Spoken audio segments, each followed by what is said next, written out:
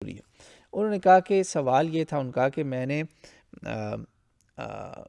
نماز پڑھنی تھی، حیض سے ریلیٹڈ ہے، وہ نماز تھی جیسے عشاء۔ اب عشاء کا آپ کو پتہ کافی ٹائم ہوتا ہے، آدھی رات تک تو ہے نا۔ انہوں نے مجھے کہا کہ آپ نے پچھلے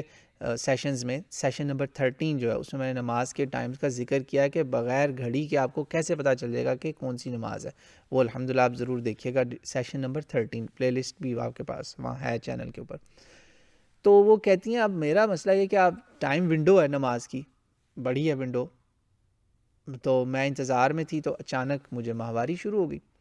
اب میرا سوال یہ کہ یہ جو نماز ہے جس کے میں انتظار میں تھی، مطلب پڑھنی تھی، مجھ پہ یہ نماز آ چکی تھی، اب میں اس نماز کی قضا کروں گی؟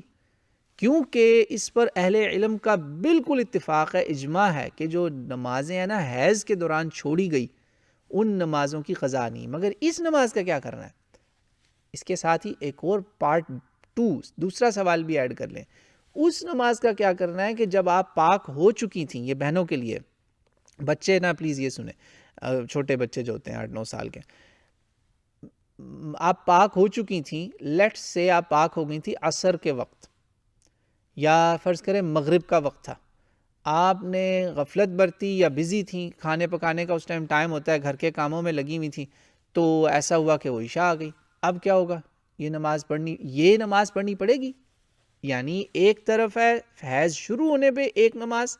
پھر ایک حیض ختم ہونے والے مسئلے پر نماز، یہ دو نمازیں جو نا ایک سٹارٹنگ اور اینڈنگ والی، ان دو کا کیا کرنا ہے؟ جی ان کے لیے نا میں آپ کو مختصراً بات بتاتا ہوں۔ پہلی بات یاد رکھیں، جب نماز کے لیے حکم آ گیا نا حی علی الصلاح، بس یہ آپ کا وقت آ چکا ہے اب نماز کا۔ اب اگر میں مر گیا تو سمجھے میں قرض پہ جا رہا ہوں۔ اس لیے رسول اللہ صلی اللہ علیہ وسلم کی صحیح احادیث ہے، میرا پورا ایک انگلش میں بہت ڈیٹیل میں لیکچر ہے first question on the day of judgment کے اوپر، کہ نماز جو ہے نا افضل الصلاۃ علی اول وقتها، بہترین نماز اول وقت کی ہے، بس یہ آپ اپنا لیں اس کو۔ تو یہ جامع ترمذی اور نسائی میں یہ آپ کو مل جائے گی یہ حدیث، صحیح حدیث بتا رہا ہوں، بالکل صحیح حدیث ہے، فی البدی ابھی یاد آئی حدیث۔ اول وقت کی نماز کیوں ہے؟ اسی لیے حیض ہو سکتا ہے، خدا نہ خواستہ موت آ سکتی ہے، مطلب اللہ کے تقدیر ہے، جب مرضی آ جائے نا، کوئی پاگل ہو سکتا ہے، کوئی معذور ہو سکتا ہے، ایکسیڈنٹ ہو سکتا ہے، کیا نہیں ہو سکتا، پہلے ہی پڑھ لو، بیٹھے نہ رہو۔ یہ جو آخر وقت تک نماز کو چھوڑنا ہے نا، یہ منافق کی نماز ہے۔ صحیح بخاری کی حدیث ہے کہ وہ انتظار کرتا ہے کہ یہاں تک سورج غروب ہونے والا اور جا کے پھر نماز بھاگ کے فٹافٹ پڑھتا ہے، یہ منافق کی نماز ہے۔ نعوذ باللہ، اللہ مجھے آپ کو اس سے ہم سب کو بچائے۔ کلیئر ہو گیا جی مسئلہ؟ تو وہ نماز تو بہن آپ پہ واجب فرض ہو چکی تھی، فرض تھی، واجب کا لفظ ایسے پتہ نہیں کیوں میں نے بولا، یعنی مسٹ تھی، you were obligated to do that، نماز وہ ہوگی۔ اسی طرح جب آپ پاک ہو چکی تھیں، آپ کو یقین تھا آپ پاک ہیں، مگر آپ نے اس وقت بھی مصروفیت ہو گئی، ماؤں بہنوں بیچاریوں کی بہت ڈیوٹیاں ہوتی ہیں گھروں میں، جو گھر سنبھالتی ہیں انہیں پتہ ہوتا ہے، جو مطلب ناز و نعم میں ہیں ان کو کیا پتہ، تو وہ نماز بھی پڑھنی پڑے گی۔ اور میں اس پر میرا الحمدللہ میری اپنی فیملی کا عمل ہے، میں کرواتا ہوں اس پہ عمل، کہ جیسے میں نے دیکھا وہ بچوں کے ساتھ مصروف ہے میری وائف، اس نے نماز نہیں پڑھی، میں اسے کہتا ہوں یہ جو نماز ہے نا یہ تم پہ فرض تھی، یہ پڑھو۔ وہ جی قضا وہ تو ہمیں معاف ہے، نہ وہ جو معاف ہے نا وہ حیض کی نمازیں معاف ہیں، حیض سے پہلے چاہے وہ 1 منٹ پہلے بھی ہو اور ادھر بھی، وہ آپ کو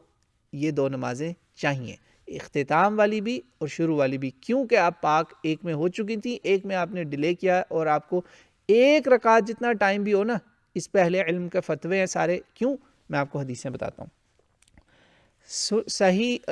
حدیثیں ہیں جی، موطا مالک سے لے کے نا، موطا مالک، صحیح بخاری، صحیح مسلم، جامع ترمذی، سنن نسائی، ابن ماجہ، ابو داؤد، سب میں جی میرے پاس صرف بخاری اور مسلم کے علاوہ طرق میں آپ کو بتاتا ہوں ان کے نمبرز۔ موطا مالک کے اندر ہے 62 ہے غالباً، ابن ماجہ میں بھی آئی ہے 558 ہے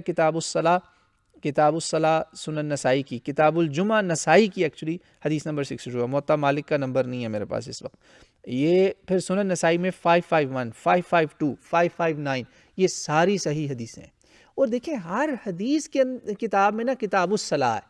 یعنی یہ ایک سمجھے بڑا چیپٹر ہے، اور پھر اس کا آگے سب چیپٹرز ہوتے ہیں، ٹاپکس ہوتے ہیں، آپ وہ پڑھتے جائیں، کتاب الحیض کھول لیں، وہاں پہ میں نے آپ کے لیے نا سیمپل کے طور پر امام ترمذی کی 787 حدیث رکھی، بہت پیاری حدیث ہے۔ اماں عائشہ کے پاس ایک خاتون آئی، اس کے باقی سارے میں نے طرق دیکھے ہوئے، بس میں آپ کو یہ مختصر والا بتا رہا ہوں، بیک گراؤنڈ میں بتا دیتا ہوں جو دوسری حدیثوں میں موجود ہے۔ خاتون آئی، کہا میں نے نمازیں قضا کرنی ہے حیض والی، تو اماں نے کہا رسول اللہ صلی اللہ علیہ وسلم کے وقت میں کننا نحید علی عہد رسول اللہ صلی اللہ علیہ وسلم، نحائد بھی ہے میرا خیال، تو یہ طریق جو ہے نا 787 جامع ترمذی صحیح حدیث، رسول اللہ کے وقت میں ہمیں بھی حیض ہوئے تھے، یعنی ہم یعنی عورتیں، مائیں، امہات المومنین، بیٹیاں رسول اللہ صلی اللہ علیہ وسلم کی، صحابہ کرام کے گھر والیاں، یہ ساری مائیں بہنیں جو یہ ہمیں حیض آتے تھے، مگر جو پوائنٹ ہے ثم نطہر، پھر جب ہمیں طاہر ہوتی تھی تو فیامرنا، رسول اللہ صلی اللہ علیہ وسلم کیا کرتے تھے، بقضاء الصیام، ایسے میں اگر روزے مس ہوتے تھے تو کہا اس کی قضا کرو، ولا یامرنا بقضاء الصلاۃ، اور رسول اللہ صلی اللہ علیہ وسلم نے ہمیں نماز کی قضا نہیں اس کا حکم دیا۔ یہ حیض کی بات ہو رہی، ایکچوئل ٹائم پیریڈ آف حیض،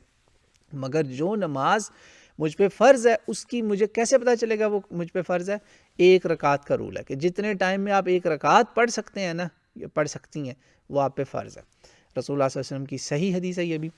من ادرک الرکعہ فقد ادرک الصلاۃ، جماع کی بات نہیں ہو رہی، صلاح کی بات ہو رہی، جس کو ایک رکعت مل گئی اس کو پوری نماز مل گئی۔ یہ 551 ہے سنن نسائی کی، میں نے اس لیے پڑھی کہ سنن نسائی میں آپ یہ نا ساری تفصیل سے پڑھیں، آپ کو واضح ہو جائے گا۔ رسول اللہ صلی اللہ علیہ وسلم نے پھر 552 میں یہ بتایا کہ جس نے طلوع شمس سے پہلے ایک رکعت پالی اس کو مل گئی نماز، جس نے غروب شمس سے پہلے ایک رکعت پالی اس کو مل گئی عصر کی نماز، یہاں تک کہ پھر ایک اور حدیث میں سجدے کا بھی ذکر ہے، جی ہاں سجدے کا ذکر ہے، وہ جو 551 ہے اس میں کہا سجدے کے برابر بھی، لیکن زیادہ صحیح بات یہ کہ ایک رکعت کا ٹائم رکھیں ذہن میں، ایک رکعت ادھر ایک رکعت ادھر، حیض شروع ہونے پہ ایک ختم ہونے پہ، یہاں زیادہ اہل علم کی یہی بات صحیح کہ یہ وہ نماز ہے جو آپ پہ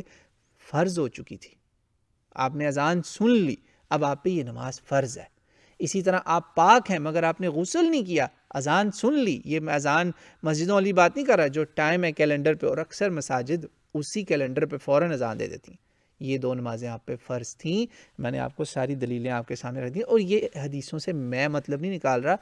اسلاف نے ان کو ایسے ہی سمجھا ہے، اور امام ترمذی جو حدیث لے کر آئے انہوں نے بہت پیاری آخر میں بات کی کہ یہ جو حیض ہے نا، وقت حیض، اس پہ تو قضا نہیں ہے، اور کہا الحمدللہ شکر ہے کسی چیز پہ، امت میں بڑی چیزیں ہیں ویسے جن پہ اختلافات نہیں ہیں، ہم اختلاف کو اچھالتے ہیں، کہا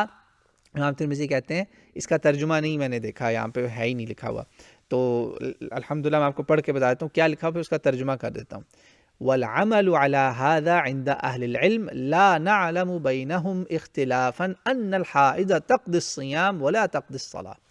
کوئی امت میں اختلاف نہیں ہے جی، روزے قضا کرے گی حیض والی ہماری مائیں بہنیں مینسٹریشن کے بعد،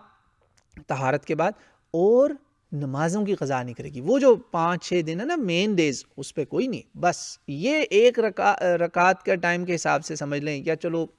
دو سمجھ لیں، آپ کو پتہ چل جاتا ہے، پتہ ہوتا ہے بندے کو تقویٰ یہاں ہے، پتہ ہوتا ہے آپ کو، وہ نماز جس میں تھوڑی سی بھی کوتاہی ہوئی، 2 منٹ کا بھی 3 منٹ کا ایک رکعت کا بھی ٹائم شروع ہو جاتی نا اگر نماز، تو وہ نماز کی قضا ہونی تھی، اور سنن نسائی کے اندر ہی آپ نے حکم دیا 559 نمبر حدیث کے اندر کہ الا انہ یقضی ما فاتہ، آخر میں یہی حدیث سے یہی طرق چلتے آ رہے ہیں، اور کہا کہ جو رہ جاتی ہے نا اس کی قضا کرنی ہے تم نے، اندازہ کریں وہ ایک رکعت سے پوری نماز نہیں ہو جائے گی، جو رہ گئی اس کی قضا ہوگی، یعنی پتہ چلا وہ نماز اب آپ نے فلفل کرنی تھی، شروع والی بھی اور اسی طرح آخر والی بھی۔ تو یہ بڑا اہم موضوع تھا